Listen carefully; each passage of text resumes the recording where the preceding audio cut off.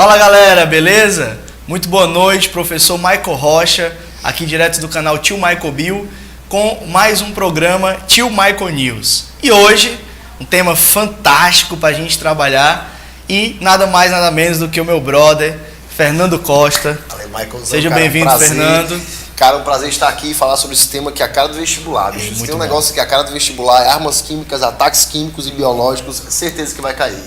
Eu tô um pouquinho preocupado porque, assim, como é um bate-papo, eu não sei se o Fernando vai conseguir falar. Porque ele é um rapaz um pouco tímido, né? Não fala muito, fala pouco. Historiador, né, cara? Fala pouco, historiador. Eu tanto falo devagar como eu falo pouco. É duas coisas que eu não consigo fazer. Eu queria trazer o PA, mas eu fiquei com medo do programa não terminar. Ia ser tipo o Senhor dos Anéis, versão 2 e 3. O Hobbit, cara. É, o Hobbit. Cara, o Hobbit, eu sério, eu cochilei naquela cena dos anões. E quando eu acordei, ele ainda tava lá com os anões, cara. Mas é infinito, como assim? Cena... Tem cena do Hobbit que você fica, mas eu juro que essa cena já aconteceu. No começo do filme, não aconteceu. Não aconteceu não. Muito bom, muito bom. Galera, tema fantástico, armas químicas e uso em guerras. E obviamente que a gente não vai se deter ao tema especificamente, a gente vai passear um pouquinho aí pela questão tanto biológica, química, quanto principalmente com a questão histórica, né? Que o tema, apesar de ser armas químicas, a gente veio aqui debater um pouquinho do uso das armas químicas nas guerras, no conceito histórico de uma maneira geral. E aí o bom desse programa é porque eu estudo, né, cara? Eu estudo temas que não são meus, de domínios meus, né? O contrário também, é verdade.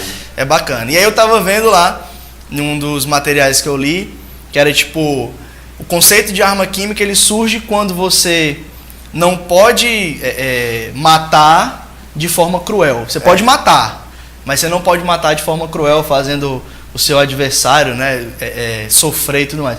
É uma questão assim mais humanitária, né? Tem a ver com uma série de conflitos e guerras, Michael, que foram acontecendo, que a gente percebeu que o confronto direto com as armas, revólveres, pistolas, era muito menos covarde que as armas químicas. A Primeira Guerra Mundial foi um exemplo claro disso.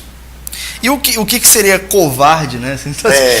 É legal porque a gente, de vez em quando a gente conversa com os alunos, a gente fala assim, Michael, nas guerras mundiais, pessoal, já tivemos algumas regras, por exemplo, não pode atirar no soldado enquanto ele não estiver no solo. Se ele estiver de paraquedas, ele botou os 2 pés no chão, pronto, aí pode rolar bala.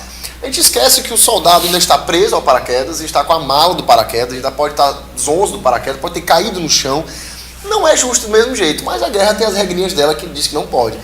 O gás, existiam regras para o gás mostarda, por exemplo, não pode ser lançado a contravento, tem que vir na direção junto com o vento para expulsar o gás, né? Que não resolvia nada, né? O gás se espalhava para todo lado, mas a gente criou uma série de regras baseadas nisso. O bacana também a gente vê muito naqueles filmes que representam a era medieval, né? Que aí você tem lá os reis, vêm aí conversam, né? Eles falam, e aí, vai dar certo? Não vai, é só um esqueminha? Ou a gente vai guerrear mesmo? Não, vamos guerrear, então vamos lá, volta, aí vai todo mundo, Questão bem, realmente, ética, né? A ética das guerras, né?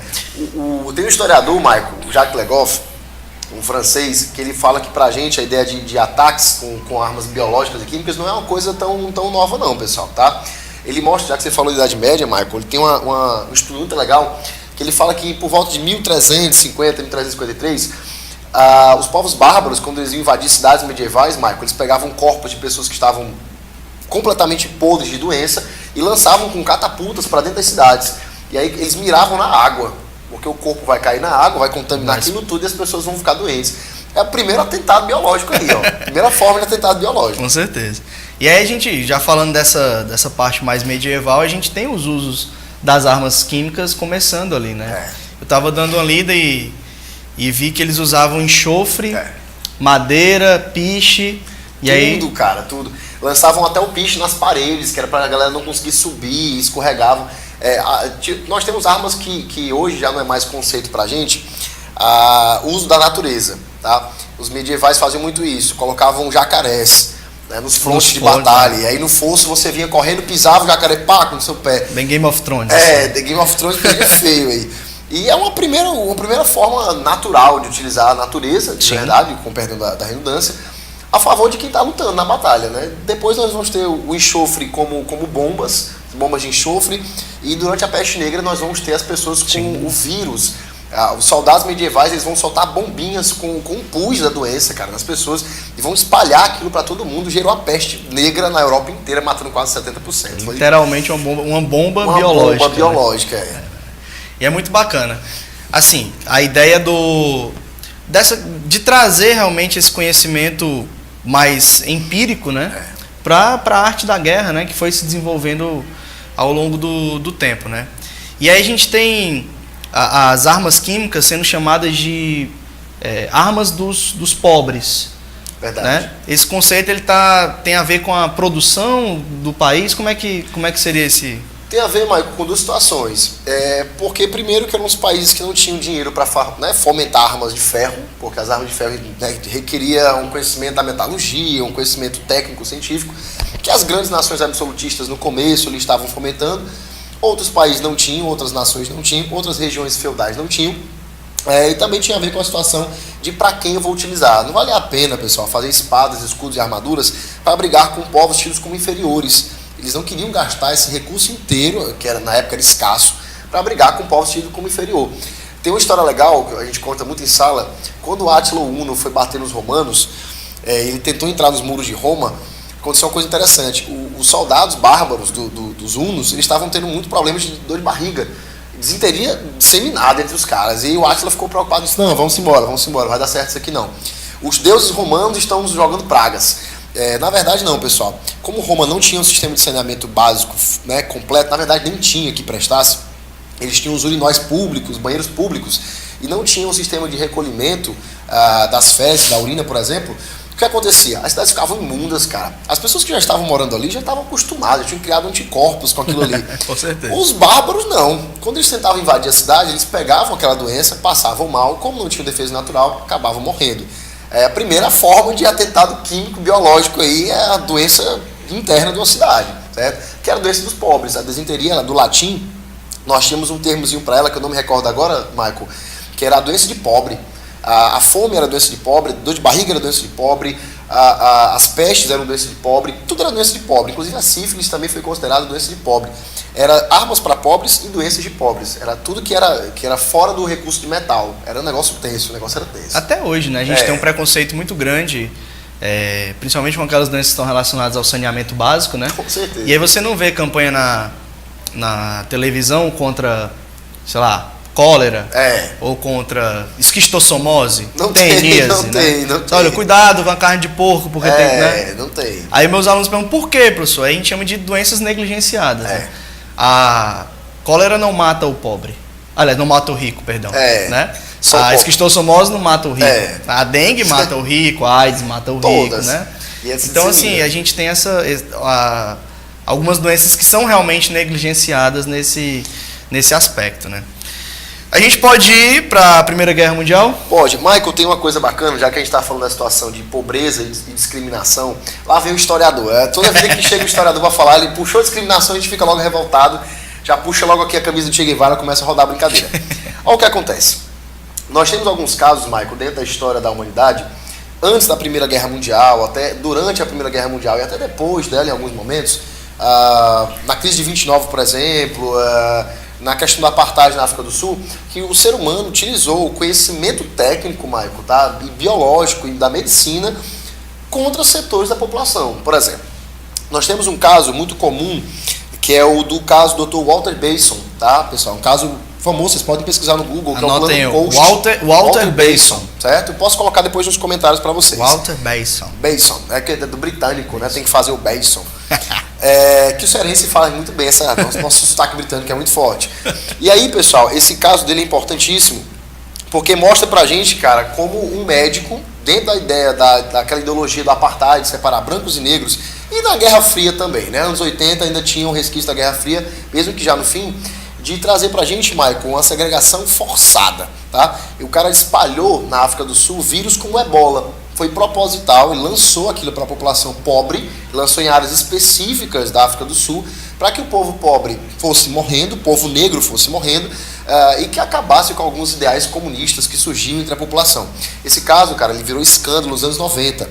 O Walter Bason, ele foi julgado num tribunal internacional e foi considerado livre né, não foi considerado culpado porque não se tinha provas cabais a respeito disso. O curioso é que o rapaz que foi responsável pelo armazenamento das provas, Michael, curiosamente, alguns anos depois, em 2001, 2002, apareceu novamente na mídia, pessoal, o mesmo cientista que trabalhava para o Mason, num caso famoso de umas cartas com um pozinho dentro, cara, com antrax. O mesmo médico, pessoal, tá? Um atentado nos Estados Unidos. Diferençazinha aqui pra gente, não causa epidemia, certo? Gera, por exemplo, um pânico, mas a epidemia é diferente. O antrax, por exemplo, um atentado, né, que você usa um produto ali e não gera epidemia, não se dissemina de forma rápida, é específico e pontual. Exatamente. O antrax ele foi nos anos 2000, né?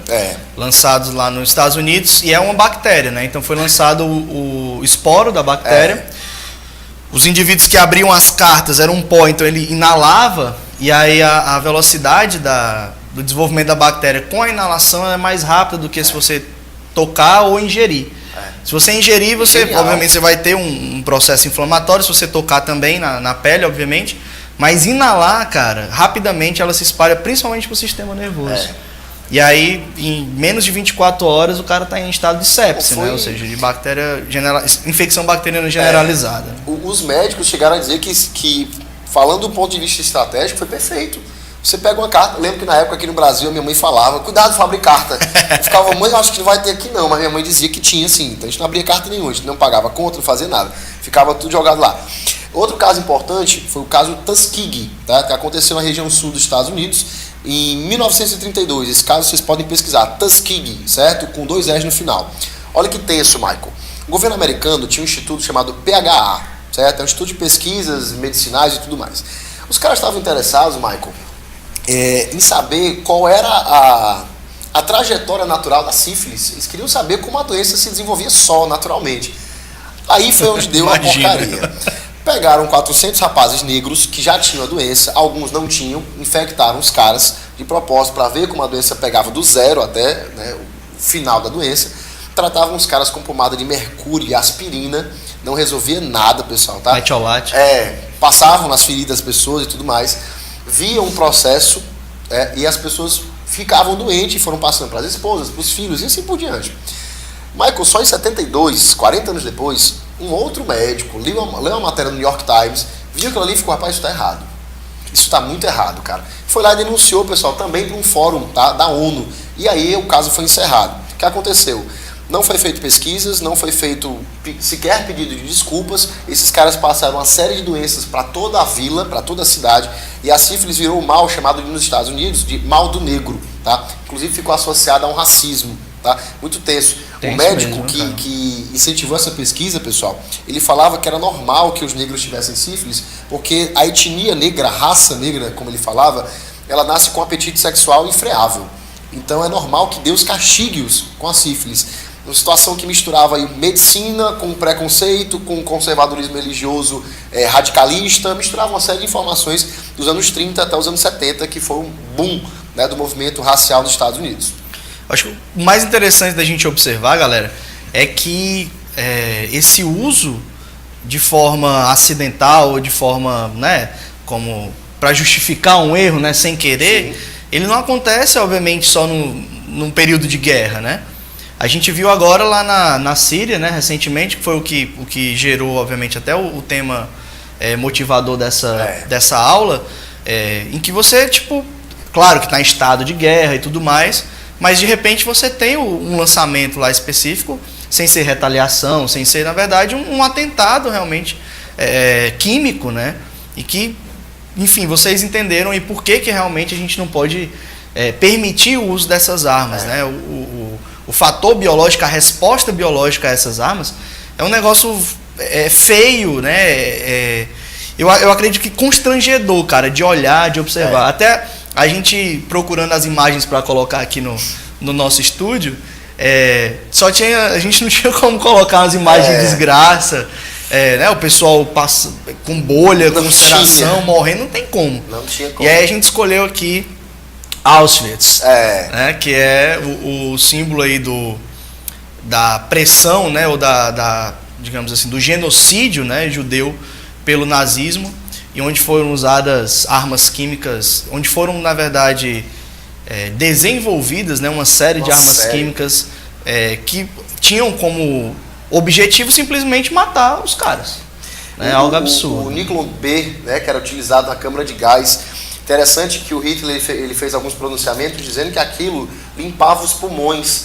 Então, para o povo mesmo não ficar em pânico, aquilo era normal. Os judeus eles não aguentavam porque eles tinham uma resistência fraca. Era uma coisa genética. O povo judeu, como eles nasceram inferiores, a teoria da eugenia, o preconceito racial, eles dizendo que quando os judeus inalavam o Niclon B, eles iam morrer. Mas não era culpa deles, era culpa do próprio judeu. Era uma situação terrível. E o povo alemão dizia, então não posso fazer nada, né? Se eles não aguentam, a gente pode fazer nada. Até que teve um caso famoso, Michael, na Alemanha, de um médico que ele tinha um estoquezinho do gás para outros usos de pesquisa no laboratório dele, e uma criança abriu. Quando ela abriu, pessoal, ela espalhou durante todo o consultório e as pessoas começaram a cair duras no chão, mortas. Foi quando saiu no jornal que talvez aquele gás não matasse só o judeu. E aí o mundo ficou sabendo o que é que acontecia de fato nos campos de concentração, com aquela frase clássica, né? Die macht frei, o trabalho liberta, que não libertava ninguém, só entrava e não saía, tá, pessoal? Com certeza.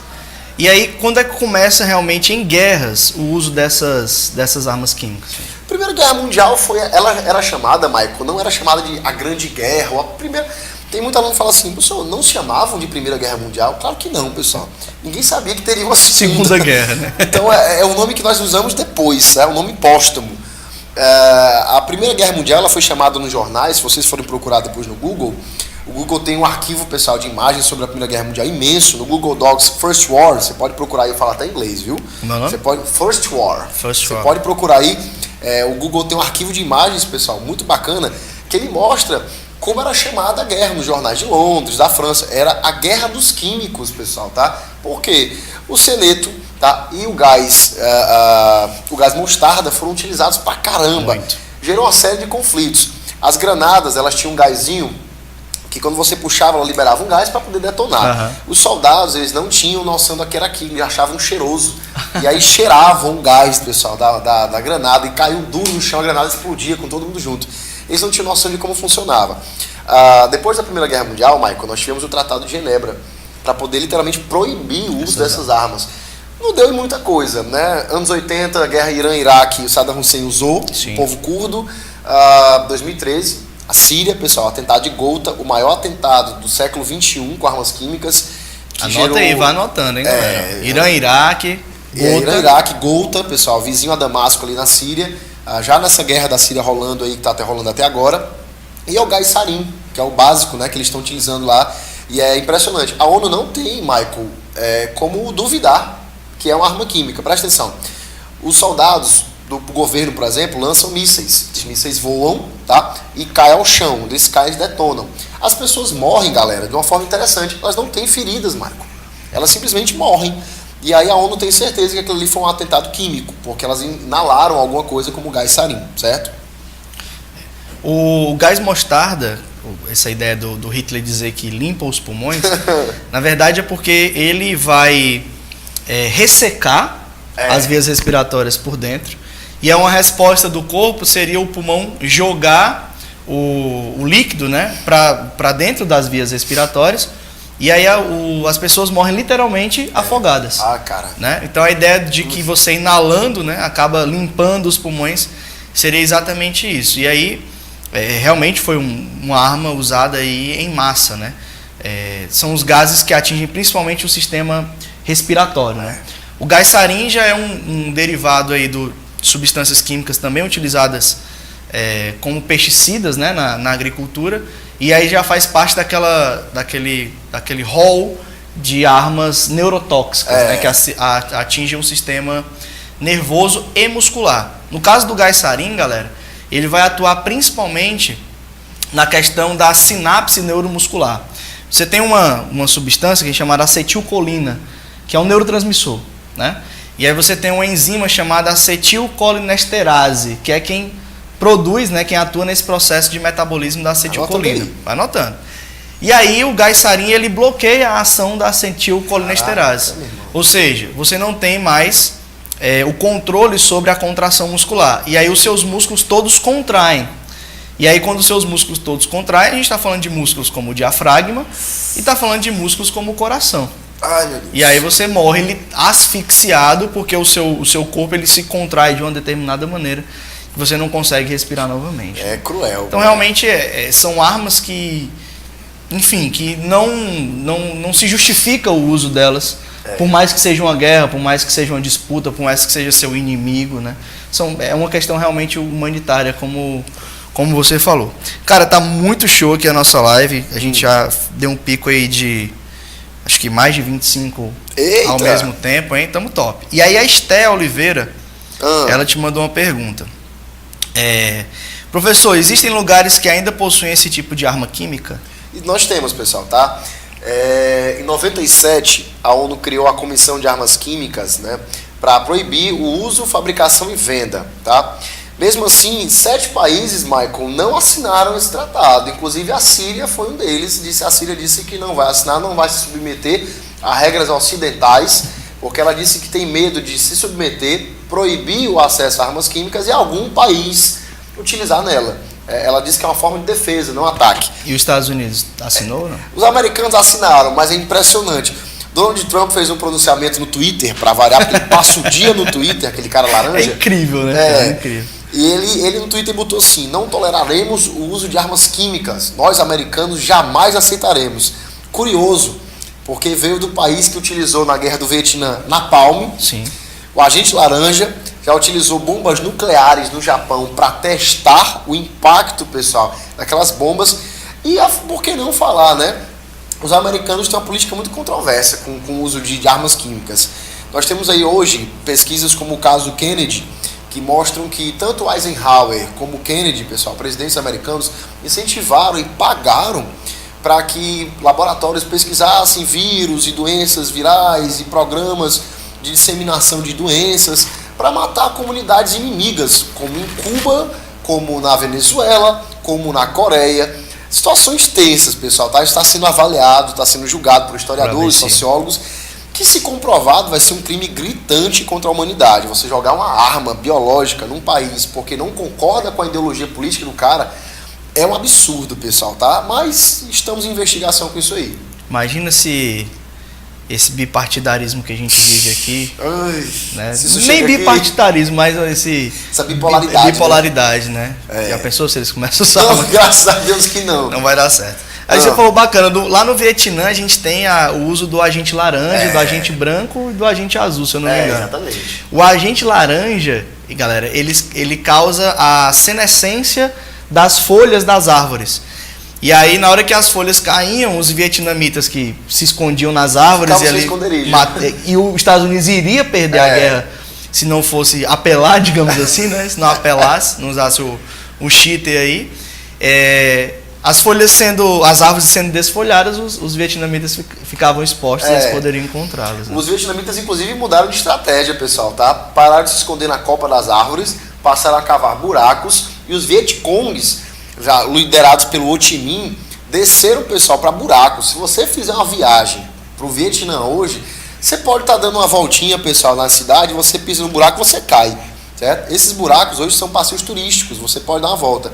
O Mike falou uma coisa que é muito verdade. As pessoas botam no estudo delas de que o agente laranja é uma arma que você lança como uma bomba. É um pesticida. É um pesticida, pessoal, tá? Inclusive tem que ser misturado a gasolina, um monte de coisa para virar de fato, né, o uso dele. O que aconteceu? Esse agente laranja gerava consequências, tanto ambientais como para a espécie, certo? Para a nossa espécie. O que de fato começou a pegar lá foi a napalm. Porque como eles lançavam, pessoal, junto com armas com fogo e tudo mais, e o agente laranja era misturado a gasolina, de vez em quando os caras lançavam, pessoal, chamas na floresta só para ver o que acontecia. Diziam os americanos que era para limpar, Michael. Para limpar, fazer quase com uma coivara, a limpeza do solo. Tá ajudando, né? Aí limpava, pessoal, o solo, matava pessoas queimadas, as pessoas estavam ali intoxicadas, morriam também, até pela deposição de fumaça. E ainda assim os americanos não venceram. Mesmo já esse cheat aí dos caras usando o código do GTA, não venceram a brincadeira, tá? Os vietnamitas com chinelas havaianas, pessoal, e coco na cabeça, os caras não é havaiana não, pô. Como é o nome daquela chinela de pneu, tu lembra? Eles têm um nomezinho pra aquilo, cara. Eu só chamo de havaiana. Teve um tempo que tava em moda aqui. Havaiana de pau. Não, a chinela era feita de pneu, mano. Eu sei, cara. Eu sei como é o nome. Não era. Agora é a Crocs. É a Crocs. Crocs é horrível, não usem aquilo, pessoal. Não faça um negócio desse, não. Não é horrível de ruim, não, é horrível de feio. Não faça isso. Marcelo Leão, que é um professor que teve aqui, ele veio de Crocs. Esse vídeo devia ser censurado, viu, pessoal? O YouTube devia censurar, porque Crocs devia botar uma tarja aqui, ó, no pé dele. Só no pé. Que é imoral aquilo ali.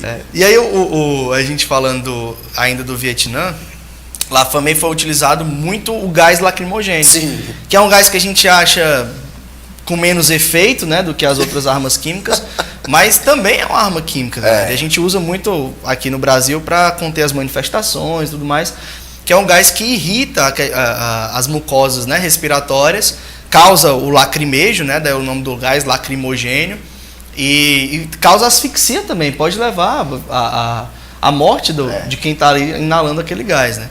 E aí eu acho que surge até a questão dos black blocs, né, que usam aquelas máscaras e tal, para se proteger exatamente. O legal, Michael, é porque nós temos um tratado, pessoal, não me recordo agora o nome, mas o Brasil é assinatário de um tratado que proíbe o uso pela Polícia Militar de gás de pimenta, gás de efeito moral e lacrimogênio, certo? A nossa legislação, como ela é tripartida, da União, dos estados e municípios, alguns municípios acabam por não respeitar, tá? Alguns estados acabam por não respeitar. E aí, em manifestações, às vezes, a força policial, infelizmente, utiliza, né, o gás de efeito moral, as bombas de efeito moral, o gás de pimenta, inclusive de forma arbitrária. Por várias vezes, a ONU intervém e ela multa o Brasil por causa disso. E aí um aluno perguntou aqui nas nossas mensagens, tá vendo aí? E onde é que o Brasil entra nisso? Tem problema uma bomba no Tem Brasil. Tem a bomba de fumaça que eu achei muito bom. Tem uma bomba de fumaça. Nossas bombas, pessoal, são basicamente essas, efeito moral e tudo mais. O Brasil não entra aí na ideia das pesquisas nucleares e de armas, tá? Nós já passamos por acidentes que envolvem situações biológicas e químicas, né? O Césio 137. Mas não foi um atentado, ninguém jogou de propósito, não foi feito para, né? Inclusive a galera confunde muito. Perguntam se Chernobyl foi um atentado.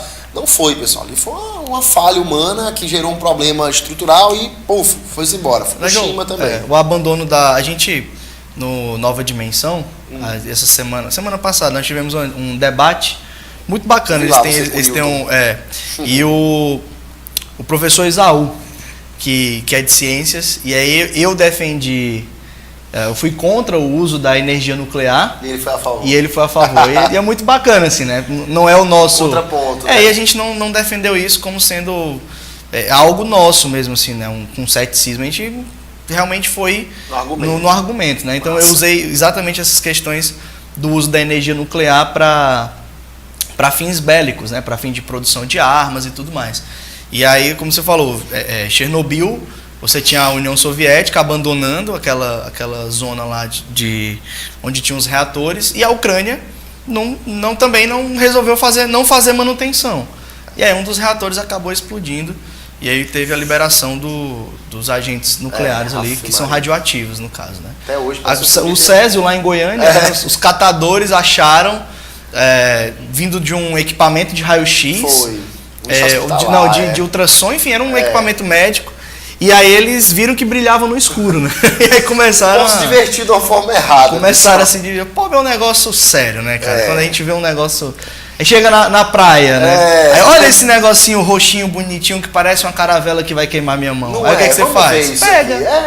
Deixa eu ver se queima. Se o professor falou a verdade, né? Se o professor tava mentindo pra mim, eu já vi no Bob Esponja, nem tem essas coisas todas, dá choque. É choque, né? Então será que é um estabilo de cor neon? O que é isso aqui? Não faça isso. Não dá.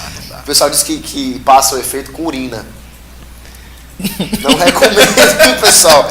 Não recomendo. Se você não estiver com vontade naquela hora, fica complicado você encontrar aí fazer uma força na praia, vai ficar uma situação tensa, as pessoas vão achar errado.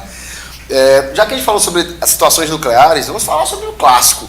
Da Hiroshima e Nagasaki aí, onde o projeto Manhattan, liderado pelo cientista Eisenhower, junto com Leslie Groove, ali, dois caras crânios pra caramba. Que ele fez um tiro da pesada, né? O Leslie Groove não é esse, pessoal. É outro, né? Tá. Quando o Ed Murphy. Primo. E eu fiquei... parece. O Leslie, pessoal, e o Eisenhower, eles têm a súmula, né, do relatório do projeto Manhattan, a primeira bomba nuclear, Trinity, pessoal, tá? A bomba que foi lançada como teste e ela foi testada no México e tudo mais. O povo mexicano ficou em pânico, do nada os caras estavam nas casas dele, pessoal, o chão tremeu, as pessoas ficaram assustadas, um clarão, parecia um sol abrindo no chão. E aí o governo americano disse, calma, nada demais, eu só estou testando bombas no seu quintal, não se preocupe com isso não, que não afeta ninguém. Besteira, né? Não afeta nada. Pouco tempo depois a gente iria ver o efeito desse não afeta ninguém em Hiroshima e Nagasaki. Anotem o que eu vou falar agora. A bomba de Hiroshima e Nagasaki, de acordo com um general chamado Marshall, aquele do plano Marshall, pessoal, da Guerra Fria, aquele mesmo cara, e ele e um outro general, e fazia parte do projeto político, um cara chamado Eisenhower, que depois vai ser até candidato a presidente dos Estados Unidos. Esses dois caras falaram o seguinte, a bomba nuclear, Hiroshima e Nagasaki, né, a Little Boy, a Fat Man, elas não foram lançadas, Michael, com um propósito militar. Anotem isso aí. Elas foram lançadas, pessoal, com um propósito geopolítico. O intuito não era fazer o Japão perder a guerra, tirar o Japão da guerra. O intuito era mostrar para a União Soviética quem tinha as melhores armas. Porque o Stalin estava muito concentrado na guerra. E, na verdade, o Japão não cedeu, pessoal, por causa das bombas nucleares. O Japão cedeu no 8 de agosto de 1945 por causa da invasão da União Soviética lá na Manchúria, aquela regiãozinha ali da Coreia do Norte e tudo mais, que a União Soviética pegou. O que é que tem a ver a bomba? Olha que interessante. A bomba foi o marco inicial da Guerra Fria. Quando o mundo viu que os americanos tinham 2 bombas nucleares lançadas, testadas e potentes, que destruíram uma cidade inteira, pessoal, o mundo ficou em choque. O mundo ficou, rapaz, esses caras têm uma arma que a gente nunca viu. Os caras são bons mesmo. Os caras são muito bons. Ligado, a bomba vai e é lançada, ela não toca no solo, pessoal. Mais ou menos 500 metros do chão ela já estoura. Ela vai aqui no ar. É interessante isso. E a União Soviética ficou assustada. O Stalin ficou assustado. Ele ficou, rapaz, eu não tenho isso aí não. As minhas armas são boas, mas eu não tenho esse negócio aí não. Esse superpoder, você aperta 2 vezes minha lua bola, eu não tenho não. Esse negócio aí eu tenho que aprender a fazer no Mortal Kombat. O que aconteceu? Anos depois, esse mesmo Leslie Groove falou o seguinte, nós acordamos um monstro. Porque, pessoal, hoje, se vocês forem olhar o ranking dos países que tem bomba, qual o país que tem 4.300 bombas nucleares? Pessoal, a Rússia. A Rússia, ela se empolgou com o projeto nuclear e começou a ter bomba pra caramba, pessoal. E vai lá, né, dizer que não pode ter a bomba nuclear. Vai lá dizer que Vladimir Putin, um ex-agente secreto da KGB, o presidente da Rússia, Michael, é um 007, parceiro. Você não tem como questionar esse cara. Se ele disser que é. O cara treina com urso. É um negócio absurdo. Ele chega para fazer pronunciamento a cavalo com a metralhadora, pessoal. É um Rambo versão russa, é um negócio tenso. E interessante, nós temos um rapaz chamado Tsumomo Yabusha. Vocês podem pesquisar o nome desse senhorzinho, pessoal. Em 2009, Michael, a ONU considerou ele a palavra feia agora, um Hakabusha. A tradução é um sobrevivente nuclear. Olha a situação deste senhor japonês, que difícil. No dia 6 de agosto, este cara estava em Hiroshima a trabalho, sentado, pessoal, numa praça a 3 km do foco do raio da bomba. A bomba cai, clarão, bomba, calor, uma coisa horrível, destruição total, e ele teve o lado direito do corpo completamente queimado. O governo japonês pegou algumas pessoas e foi separando em hospitais próximos. E ele foi lançado, pessoal, na cidade de Nagasaki. Botaram ele no hospital em Nagasaki. No dia 9, pessoal, tá? De agosto. Os americanos soltam a bomba de Nagasaki. E ele estava lá, inclusive ela é de plutônio, ela é melhor, pessoal, ela é mais desenvolvida. A bomba estourou, ele estava afastado, não teve queimaduras diretas, mas teve problemas por causa disso, inclusive desenvolveu doenças, mas sobreviveu. Sobreviveu e foi considerado, pessoal, morreu por volta de 2006, 2007, se não me falha a memória. Quantos anos, sabe? Não sei, mas ele morreu bem velhinho. Bem velhinho. Numa situação tensa. Ele foi considerado pelo governo japonês e pela ONU, tá, como um Hakabusha, um sobrevivente nuclear. O cara viu 2 bombas, questão de dias, pessoal, e sobreviveu às 2 bombas. Tenso, tenso. E o Japão viu a bomba chegar. Isso aqui é o pior. Quando o avião 29B, pessoal, Enola Gay, vem voando, 2 aviãozinhos, pessoal. O radar japonês, Michael, sinalizou, ó, tá rolando um avião aqui. O que é que a gente faz? Um general disse, não, 2 aviões, problema nenhum, isso aí deve estar a passeio. Hiroshima e Nagasaki, pessoal. 2 aviões que lançaram 2 bombas que mudaram o rumo da humanidade. Passeio é complicado. E a bomba de plutônio, ela é produzida a partir do lixo da energia nuclear. Caramba! Né? Aí não sabia. Porque quando você usa urânio, que é o enriquecido, né? Enriquecido porque você precisa de muito urânio, porque 1% só da rocha que você tira que é o urânio que é utilizável, né? Que é o 135. Sim. E aí você tem, depois que você usa o urânio lá, que ele fica sendo bombardeado e que a fissão nuclear, um dos subprodutos é o plutônio. E aí esse plutônio ele pode ser utilizado, né, que eu não preciso enriquecer tanto, porque a justificativa desses países é que eu tenho energia nuclear, mas eu não tenho isso para fins bélicos, porque para eu ter para fins bélicos eu preciso enriquecer esse plutônio, que nada mais é do que ter uma ogiva com uma grande concentração de urânio, né? Então eu não enriqueci as minhas ogivas a ponto de utilizá-las como armas nucleares. Mas nesse caso, quem disse que eles não poderiam enriquecê-las? Né? Ninguém falou que não. E aí o plutônio é sobra, lixo do processo de energia nuclear. E aí você pode utilizar também, que como você falou, é a bomba até mais forte do que a própria bomba de urânio. Né? Nós temos hoje a de hidrogênio, né? Sim, que é um outro processo. Eu aprendi, depois de muito errar essa expressão, eu falava toda bomba era bomba nuclear, assim. Aí os professores de química só faltavam me bater e falavam, meu filho, tem a bomba de fissão nuclear, e de fusão, certo? A de hidrogênio é de fusão. Ela acumula energia para liberar, e aí é um outro processo muito maior. Mais pesado. Ligado, hoje a Rússia tem, Michael, a Tsar. Pessoal, é a maior bomba que nós temos na história. A Tsar, pessoal, ela tem uma potência de 50 megatons, meu querido. Pessoal, a bomba americana de maior potência, se o Donald Trump resolvesse lançar uma bomba hoje, pessoal, ele ia lançar a Castle Bravo, tá? Que é a maior bomba que eles têm. 15 megatons. Pessoal, ele ia lançar a bomba dele, pá! Há pouco, o mundo ia se espantar, ia ser uma coisa horrível, pessoal. Ela é muito mais potente que Hiroshima e Nagasaki juntas, inclusive. Mas quando a Rússia resolveu soltar dela 50 megatons, alguns físicos teóricos dizem que era provável que o impacto, Michael, na Terra fosse tão forte que a Terra balançasse. Tente imaginar o impacto de uma coisa que faz uma terra balançar. Eu acho melhor não soltar. Deixa quieto que é melhor não soltar. Mas não era melhor nem fazer, né? Ficar perto de um negócio desse já deve ser um negócio... Vai que ela detona, né? Assim, bom dia, passar por... Não tem como, cara, não tem. Cara, a gente tem mais algumas perguntas aqui, Fernando. Bora ver. A primeira é do Júnior Souza, ele pergunta se fica salvo no YouTube. Fica salvo no YouTube, viu? Fica, Junião. Fica lá. E aí a Maria Clara está perguntando o que é um gás de efeito moral. O gás de efeito moral, pessoal, ele tem um componente químico que eu não vou saber explicar para vocês, que ele afeta a nossa reação física, tá? Você fica um pouco letárgico, você fica um pouco lesado, você fica calmo, só que a força, você fica parado, você fica meio devagar, você reage de forma lenta. É tanto que quando a polícia solta, as pessoas elas têm a reação de baixar a cabeça, elas tentam respirar, elas não conseguem correr, e a polícia consegue ir lá e pegar você, certo? Então ela tem um efeito...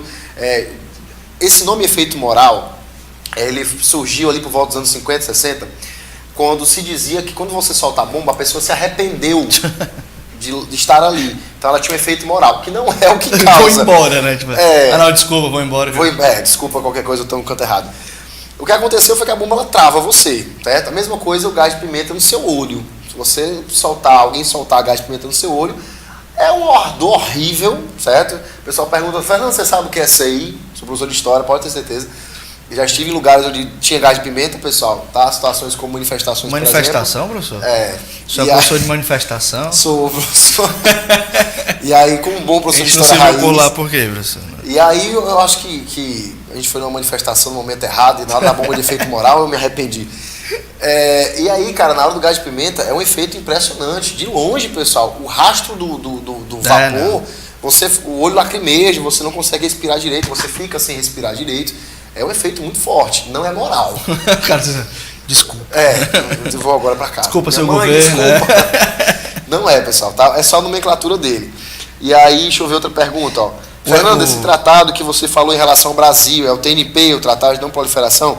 Exatamente, certo? O Brasil faz parte desse tratado, inclusive de não uso dessas armas, desses resquícios que a Polícia Militar. Nesse tratado tem uma cláusulazinha, não me falha a memória agora, não vou lembrar o número da cláusula. Mas uma das cláusulas, Michael, é de que, na verdade, a polícia ela deve evitar, inclusive, armas letais, como um revólver, pessoal, tá? A ideia de você utilizar o taser para dar choques, até a potência tem que ser regulada, porque dependendo da potência, pode dar um ataque cardíaco. Nós já acontecemos várias tragédias por causa disso. E outra coisa, é um disparo, porque um disparo você cai, certo? Vários disparos você mata uma pessoa. Nós tivemos um caso em 2014 da polícia norte-americana na Califórnia, Michael. 6 policiais deram cada um disparo numa pessoa. 6 teasers numa pessoa só, uma sobrecarga, a pessoa apagou na hora. Pra quê, né? E aí a ONU perguntou, se a arma não letal, por que foram usar 6? Né? Pra quê? É uma. Com uma você cai, certo? É uma coisa incontrolável, pessoal. O impulso elétrico você para no chão, certo? Mas você volta. Não tem efeito moral. Você não se arrepende e vai pra casa. Tem outra pergunta, Marco? Tem uma. O Emanuel tá acompanhando a gente, conhece? Grande Emanuel Lessa. Despacito. É. Trazer ele pra cá. Trazer. Pra ver se ele começa cantando Despacito. Ele tá falando que a Espanha usou armas químicas na guerra contra o Marrocos. É verdade. A Espanha já utilizou em várias situações. Na ditadura que nós tivemos, a ditadura fascista da Espanha, até para dispersar os comunistas da Espanha, o governo usava, pessoal, de recursos não bacanas, como armas químicas, tá? Os gases, armas como o gás mostarda foi utilizado na Espanha também, que gerou inclusive uma série de músicas, pessoal, a respeito da resistência civil, como a música do La Casa de Papel, Bella Ciao, tá? Era uma resistência antipartisana. Aquela resistência era antifascista, tá? Era o povo lutando contra o sistema fascista, que gerou a músicazinha do seriado que não tem nada a ver com assalto. Não, e eu acho legal os fascistas cantando essa música. Você viu o fascista cantando Bella Ciao? Sensacional, você entendeu a tá música. Fazendo errado, senhor. Cara, eu tenho um aluno que é louco por você. Quem? Chama Lindolfo. Lá do 21 Educar. Olha aí, grande Lindolfo, abraço, pessoal do 21. Eu disse pra ele que depois eu ia gravar um videozinho, você mandando uma mensagem especial, viu? Vou mandar, Lindolfo. Alô, mãe. A Letícia Maria tá perguntando o que a ONU fala sobre a bomba superpotente da Rússia. Rapaz, a ONU fala muita coisa, mas fazer é uma situação difícil. Por exemplo, os americanos interviram agora recentemente, Michael, na situação da Síria, né? Sim. Porque a Síria, de novo, soltou armas químicas esse ano, e aí o Trump disse que não vai tolerar e soltou armas químicas também, para não tolerar as armas químicas da Síria. A ONU falou que está errado. Para a Síria, ou seja, para o americano está correto, para a Síria não pode. 2 pesos, 2 medidas, tá, pessoal? Está uma situação meio tensa. Até saem notas, declarações dizendo que a ONU não vai tolerar, mas não fica não tolerar, certo? As tropas de pacificação da ONU, elas saem da região porque eles têm medo que o povo morra. E como eles são voluntários, se morrer é difícil arrumar gente de novo para trabalhar. Inclusive os médicos, tá, pessoal? Eles recebem um treinamento com isso aí. Teve arma química, eles saem da região. Eles só voltam quando o gás se dispersa, ou a arma química se dispersa, para tentar cuidar das pessoas. Tentar. Às vezes é quase impossível. Mas fora isso... Cara, uma curiosidade minha, assim, quem é que financia a Síria nesse processo de construção das armas químicas? Rapaz, a Síria ela tem uma história muito legal, Michael. Porque você só diz, a ideia, pelo menos foi o que eu escutei algumas vezes, é que foi o próprio governo sírio que lançou essas bombas contra o seu... Porque tem a questão lá da galera do Estado Islâmico, sim, né, que era contra o governo, mas depois ficou contra até o próprio grupo de onde foi criado, né, virou extremista do extremista. E aí teria sido o próprio governo que teria jogado essas bombas, né? E pior que procede, viu, Michael? É uma situação tensa. O que acontece? Como a Síria vive uma crise interna, nós temos a resistência, que é o povo não querendo o governo da Síria, que já está lá há muito tempo. O povo quer eleições. É o contexto do final, pessoal, do desenrolar da Primavera Árabe, tá? Pesquisa depois em casa, Primavera Árabe. Aquela série de manifestações que começa lá na Tunísia, depois passa para o Egito, aí vai chegando, pessoal, nos países árabes, depois chega com toda a força do mundo, chega na Síria, mas não dá certo, tá? E o que acontece, Michael? O começo da brincadeira, os americanos apoiavam, financiavam a produção de armas como defesa. Depois que o governo da Síria começou a utilizar essas armas contra americanos e contra o povo, os americanos perceberam que até por uma questão de política global era melhor eles se colocarem contra. E aí passaram a ser contra, mas já estava feito o estrago. Por várias vezes, Michael, nós já vimos isso acontecer. Na guerra do Irã e Iraque, que a gente falou nesse instante, nos anos 80, o rapaz chamado Saddam Hussein, ele soltou, né, o gás sarin e o gás mostarda no povo curdo, tá, da região do Kurdiquistão, tanto para expulsar o povo da região para dominar a região, como para vencer a guerra contra o Irã. Michael, o tenso era que o governo americano sabia. Foi feito com aval americano. Os caras soltaram armas químicas no povo, na população inteira de uma nação, os americanos fingindo que não viram nada. Porém, porque eles queriam que o Irã perdesse a guerra, era um interesse geopolítico, questão do petróleo e tudo mais. Quando o Saddam Hussein vence, o poder ele subiu a cabeça. O cara achava que podia agora combater até os americanos. E aí foi combater os americanos e nós vimos o que aconteceu nos anos 2000. Os americanos prenderam o Saddam Hussein, enforcaram um cara em público, certo, pessoal? Tem um vídeo no YouTube que é uma coisa tensa de você deixar registrado. Até hoje existem vários movimentos e ONGs querendo tirar esse vídeo da morte do Saddam Hussein da internet, porque é uma exposição da morte, né, a venda da morte. Mas os americanos, eles têm um histórico, viu, Michael, de patrocinar, depois dizer que não querem mais, mas o estrago já foi feito. Eu conversando com o professor Armando, não sei se você conhece. Sim, Armandinho, né, de Química. E a gente estava exatamente, teve um tempo na hora do almoço hoje pela manhã, e aí a gente conversando sobre o tema da aula de hoje, né, eu pegando algumas dicas, e aí ele contando que a França, ela fornecia pesticidas para a Síria, e aí Exatamente. a Síria usou esses pesticidas para desenvolver o gás sarin, né, que é a partir dos pesticidas. E aí que a França disse, tipo, olha, não, tá errado, você não pode jogar armas químicas. Como assim? E sendo que quem financiou foi ela. E aí diz assim, não, mas eu não dei o gás sarin, eu dei o pesticida e eu acreditei que ela... O Bashar al-Assad... Não, eu não iria fazer uma maldade dessa. Eu achei que não fosse. O tenso, Michael, é a gente puxar da memória, já que você falou da questão da França, é engraçado. Michael, tu lembra daquele atentado do 15 de novembro na França? O pessoal mudou a foto no Facebook, Sim, Pray for Paris, somos todos Paris e tal, ore por Paris.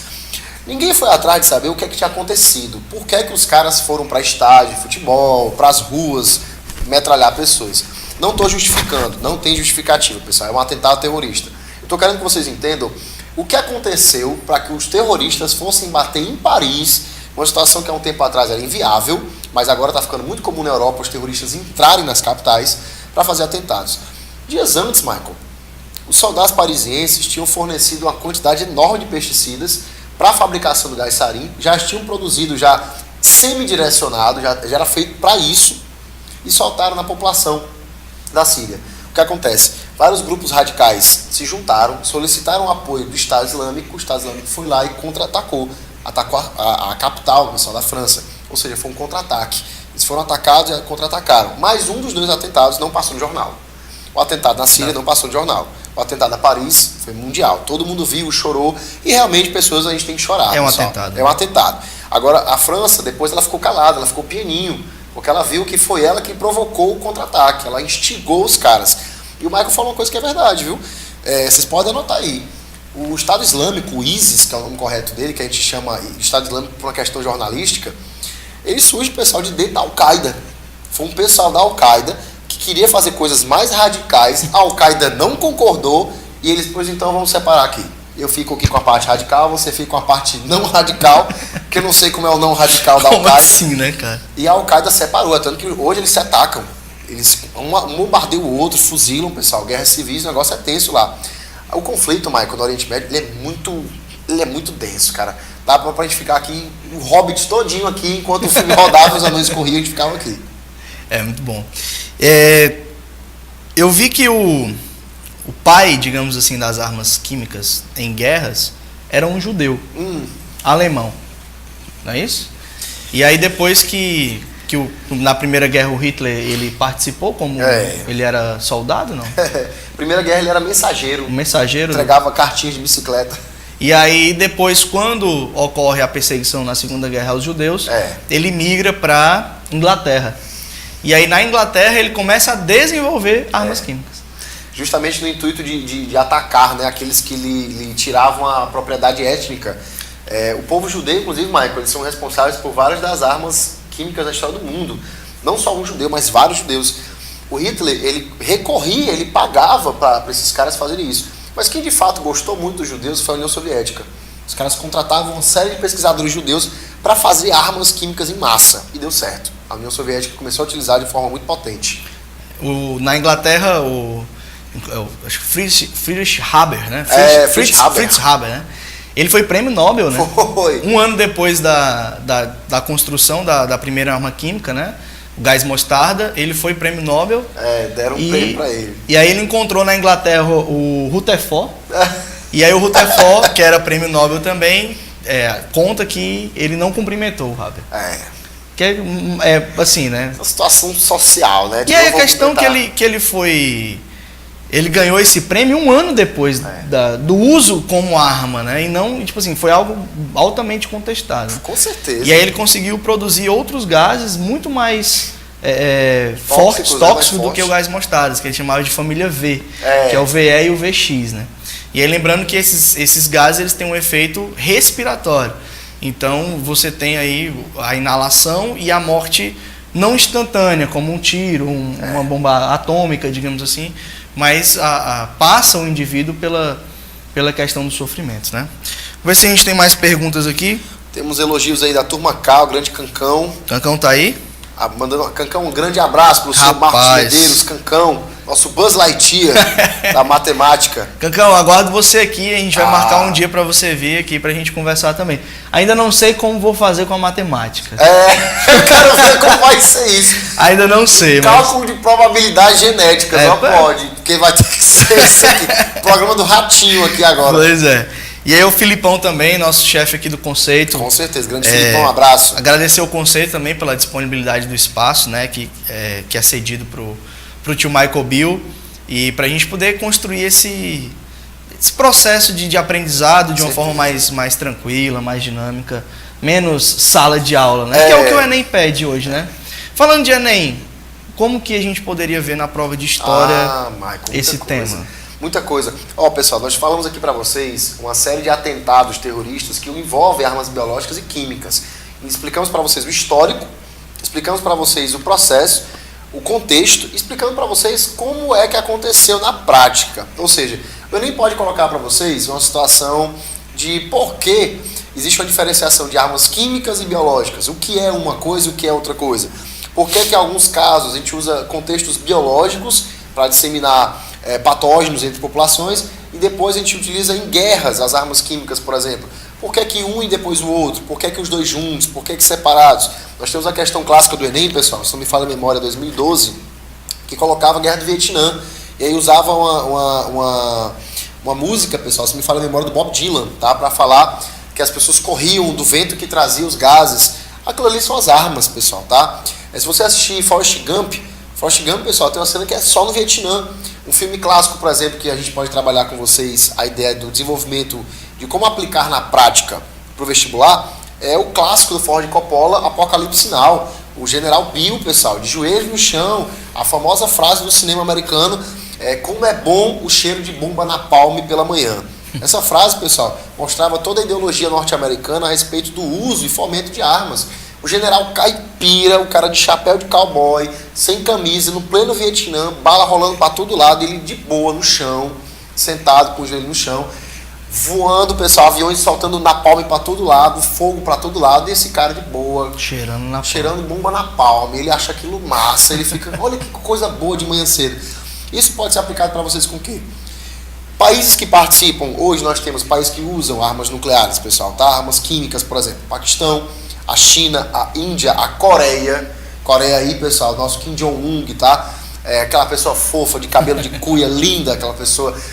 super confiável. Super confiável. Tudo que ele fala, a gente confia. Que diz que só tem uma bomba. Ele diz que só tem uma bomba atômica. Ele disse que não quis fazer mais do que uma, não. Mas o governo americano descobriu que ele tem em torno de 40. Tá? Ou seja, ele sonegou informações aí. Esses países, pessoal, eles desenvolvem armas nucleares por um contexto geopolítico e histórico, tá? E biológico também. Faz parte do desenvolvimento da parte da biologia.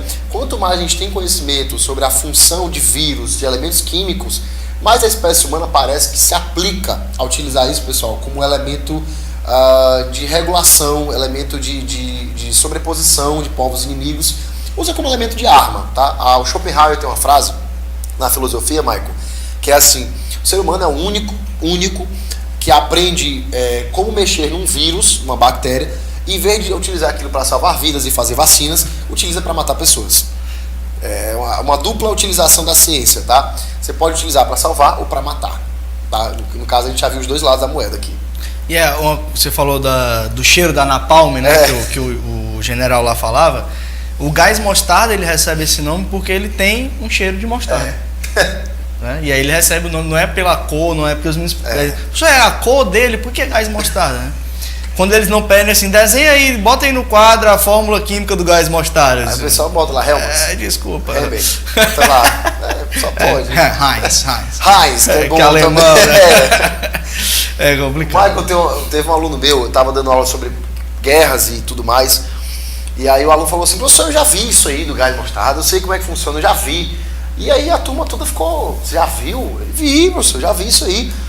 Lá em casa uma vez, a minha mãe usou muita mostarda na comida e aí tinha uma fumaça, porque a comida estava quente, a mostarda em cima, e o cheiro era tão ácido que a gente ficou com o olho lacrimejando. E aí a sala toda riu, a gente ficou, claro que não era isso, meu filho, ali é uma mostarda de verdade. Ele tem um cheiro de mostarda, é um elemento químico, tá? Não é porque ninguém botava mostarda no gás, tem como, tá? Não tem como. Aí no filme da Mulher Maravilha, tem uma cena que eles vão soltar um gás, Marco, e aí a máscara derrete. É um gás muito ácido. E até hoje os alunos acham que assim funciona. Você inala aquilo ali e você vira plástico queimado por dentro. Você respira, tá, pessoal? Ele queima, é cáustico, tá? Mas não causa esse mesmo efeito. É o que, assim. Professor? Mano? Cáustico. Usa na redação. Usa bonita essas palavras. Cáustico. Eu digo para os professores de português, o pessoal que me ensina essas coisas. E aí o próprio gás sarin não é um gás, né?